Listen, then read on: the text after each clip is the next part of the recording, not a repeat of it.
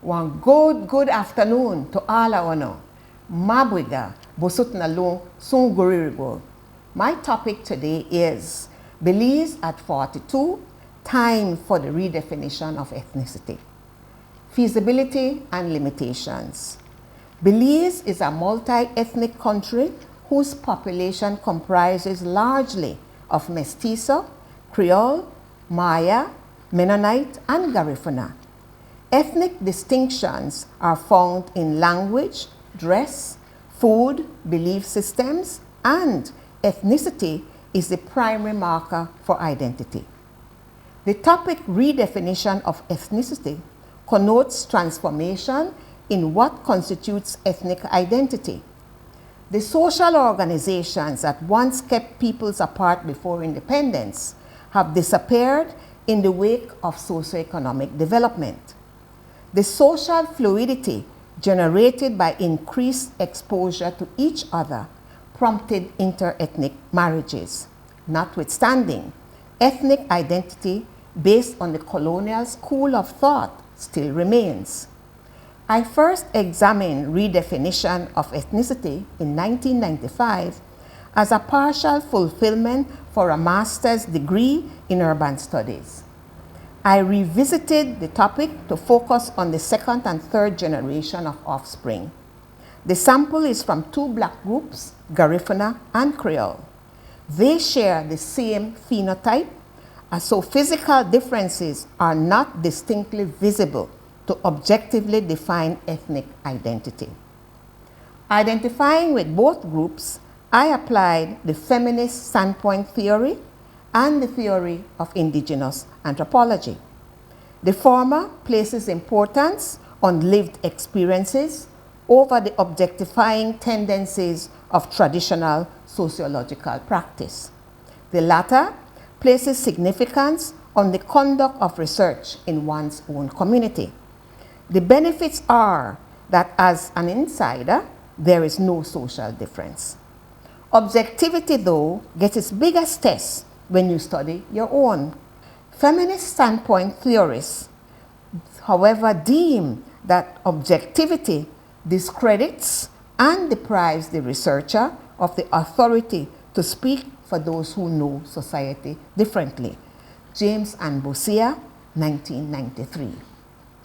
Feminist scholars theorize that when researchers separate themselves, they do so from respondents' subjectively lived experience. My presence as the investigator facilitates the shaping of knowledge, and my assessments remains sympathetic to the actors. It is an emic outlook, which may be a novel undertaking. The study did not generalize for the population of Belize City nor Belize. The respondents are primarily of low socioeconomic status. However, there are Garifuna and Creole households in the middle and upper strata of Belize City society. Race was not a variable in this investigation.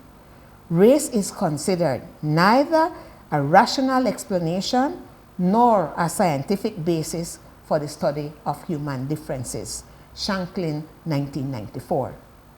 The focus was on ethnicity, with culture as a main ingredient, emphasizing the analysis of cultural traits to benefit responses to cultural change and the interpretation of cultural borrowing.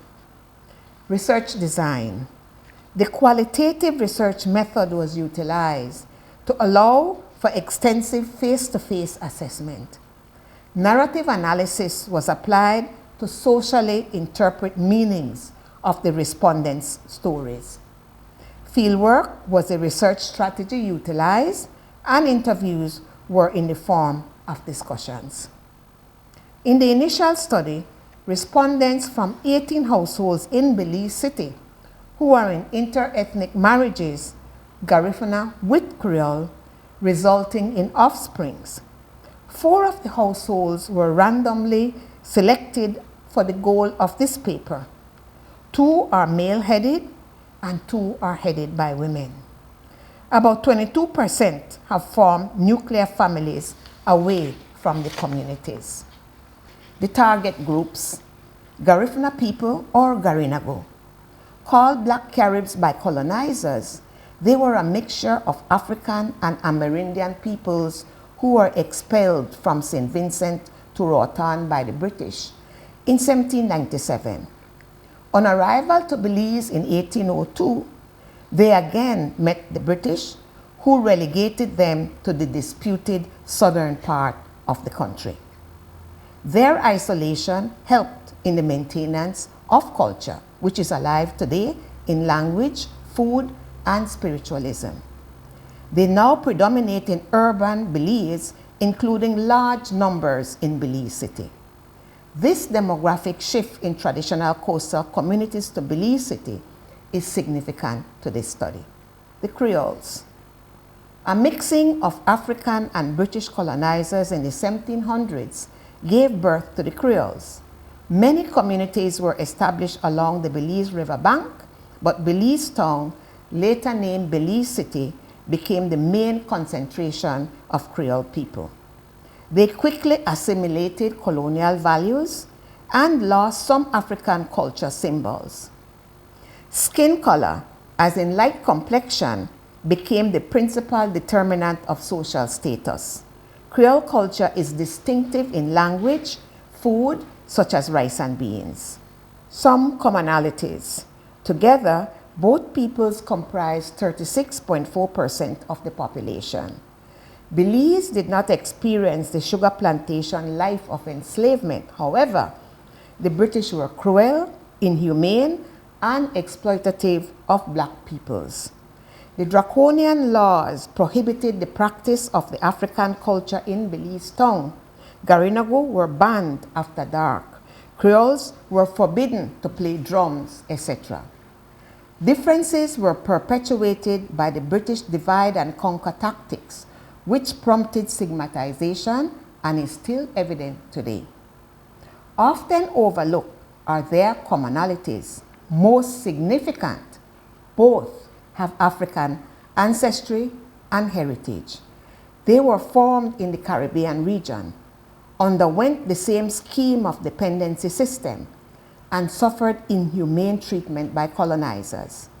They experienced heightened integration during certain historic periods: 1830 to 1870 in the logwood camps, 1914 as leaders of the UNIA movement, the aftermath of the 1931 hurricane, the 40s and 50s as members of labor unions, 60s and 70s in the sugar industry in the north.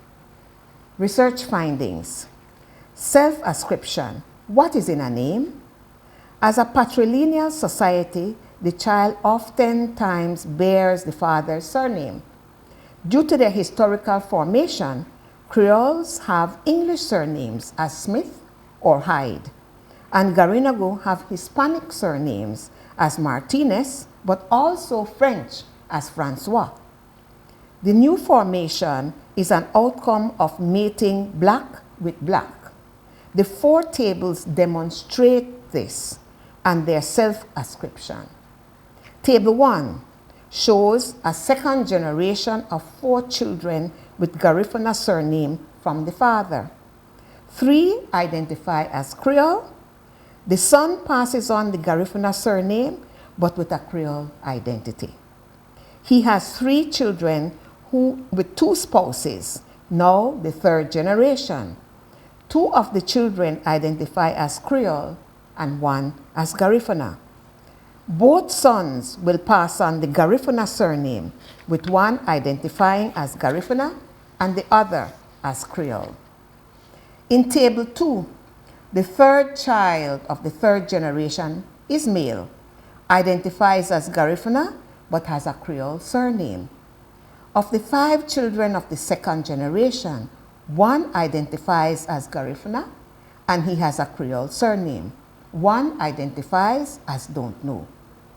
In Table 3, all 3 sons of the 2nd generation carry Garifuna surnames, but 2 of them identify as Creole. The spouse of the 1st daughter identifies as East Indian, but the offspring, who is the third generation, identify as Creole. 3 of the 5 households of this generation identify as Creole. The father of the first generation in Table 4 identifies as Garifuna, has his mother's Garifuna surname. His surname is passed down to the next 2 generations. The spouse of the second daughter of the second generation is mestizo, but the offspring identifies as Creole. The offspring's choice of ethnic identity indicates individual determination, partly influenced by solidarity with female nurturers. The higher social value which is attributed to Creole is symbolic. The 2 generations overwhelmingly identify as Creole. The don't know response is minimal, so the choice is one or the other. The realities of ethnic self-ascription demonstrates that 1. Ethnic identity by surname and physical look are unreliable markers. 2. Change in ethnic composition is a must. Ethnic elements vary even in the same household. 3. The preference towards opting to identify as Creole is overwhelming. 4. Among siblings of the same household, ethnic identity varies. Whose cultural characteristics? I looked at cultural symbols to discern beliefs and traditions, such as language, music, dance, food, spiritualism, and household implements. Respondents were asked to select cultural dishes consumed at least 5 times per month. Rice and beans was the most frequent choice, followed by corn items such as tacos and tamales. Next was hudut, boil up, and barbecue in that order. The corn items and the hudut were traditionally mestizo and Garifuna respectively. But these are invariably bought foods by about 20% of the households, a new addition to cultural practices. The mode of communication is Creole, with some deviation from the traditional in intonation and terms. I attributed this to North American slang intrusions favored by the offspring. The media is a major influencer. The term tea has replaced the Creole term shush. While respondents of all ages sing the popular Garifuna songs, none speak Garifuna. The respondents share a list of cultural implements such as coconut and cassava grater, sieve, hana or mortar, kneading bowls, but none are in current use. Cultural music and dances claimed are punta, paranda, and soca. Punta and paranda are traditionally Garifuna, and soca is borrowed from the Caribbean and used in Belize City primarily at carnival time in September. Lastly, there is awareness in the practice of rituals, such as the celebrations of the dead called Night or Wake and Dugu. A few have participated in Dugu ceremonies but are ignorant of the meanings of the rituals. Many more have attended Night and Wakes. Whose cultural characteristics demonstrates 2 thoughts. 1 is assimilation, that of cultural borrowing and acceptance. Secondly, as with ethnic choice, Creole cultural traits are being upheld and some Garifuna cultural traits are adopted to suit. Conclusion: new identity formations or a shift in ethnic identity. The interethnic mixing is prevalent. Identifying as one group or the other, many respondents interpreted their ethnic status as mix-up. Then who is Garifuna and who is Creole in Belize at 42? A people's self-identity is a primary cultural heritage. Karen Blue, 1981, proffered 3 options to legitimately claim ethnic identity. 1. One may claim an ethnic identity if immediate ancestors possesses such an identity. 2.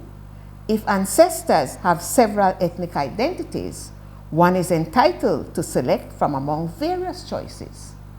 3. One may identify with all the ancestors' ethnic identities. Therefore, the offspring's choices in this paper are legitimate. Already, traditional Creole surnames are validated as Garifuna by persons who ethnically identify as Garifuna and vice versa. I did not observe traits that were distinctly traditionally Creole or Garifuna, and very little distances in boundaries between the groups. In the fusion of cultures, there is a move toward Creole, partly due to the symbolic value attached. As nurturers, it was the parents' choice that minimized Garifuna heritage in the process of assimilation. The culture symbols embraced are a North American type of lifestyle in dress, foods, language, and values. They have deconstructed traditional Garifuna and Creole culture and adopted a web of significance and meanings partly shaped by meaning-making institutions such as the mass media. They have based their affiliations on a choice that diminishes Creole Garifuna significance in the traditional sense. With a rise in new ethnic identity formations, what is emerging is a Belizean identity. Groups are defined as much as by who they are not as who they are. Glick, 1985. How people see themselves is important in participation in nation building. Theirs is a new sociocultural formation worth researching for their own form and lifestyle.